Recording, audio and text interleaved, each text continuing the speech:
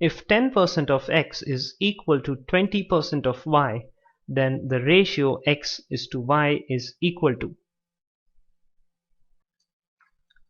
This question is again very simple. We have 10% of x is equal to 20% of y. So 10% of x can be written as 10 by 100 of x is equal to 20% of y is 20 by 100 of y. So these hundreds get cancelled out. We have 10x is equals to 20y. Again these zeros get cancelled out. We have x is equals to 2y, and x by y is equals to 2. And this ratio is basically x is to y is x by y, and that is 2 by 1. So 2 is to 1 is the ratio. Option B is the correct answer for us now.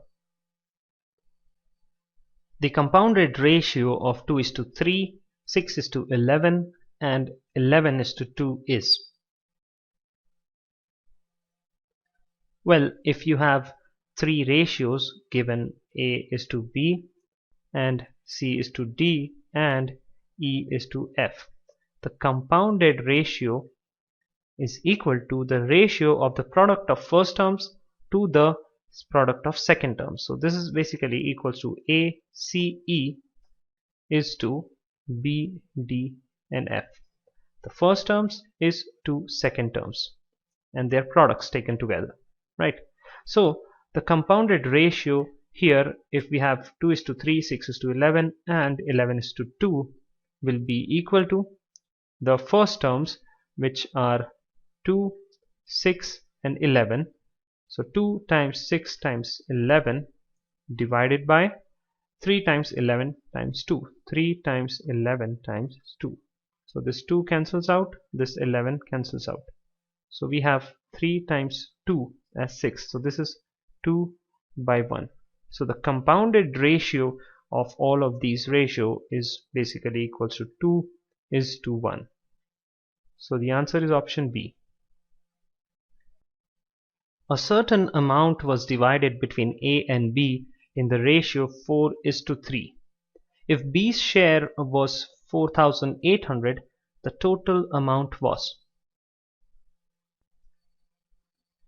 So we have the ratio of amounts of A and B, which is 4 is to 3.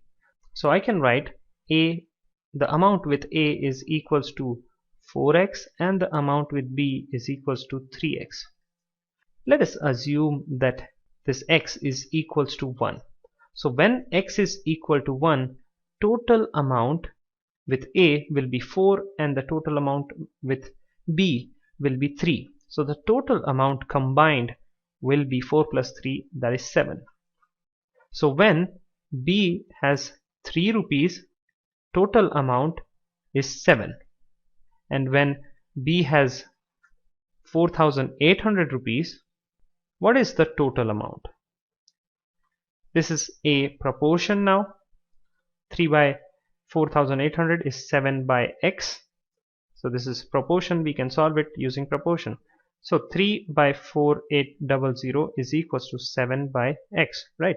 So x is equals to 7 times 4,800 by 3, and that is equal to 7 times 1600, and 7 times 1600 is equal to 11,200. So the total amount is 11,200 when B's share was 4,800 rupees. So this is one of the easiest way to solve this problem. Of course, you can use other ways also.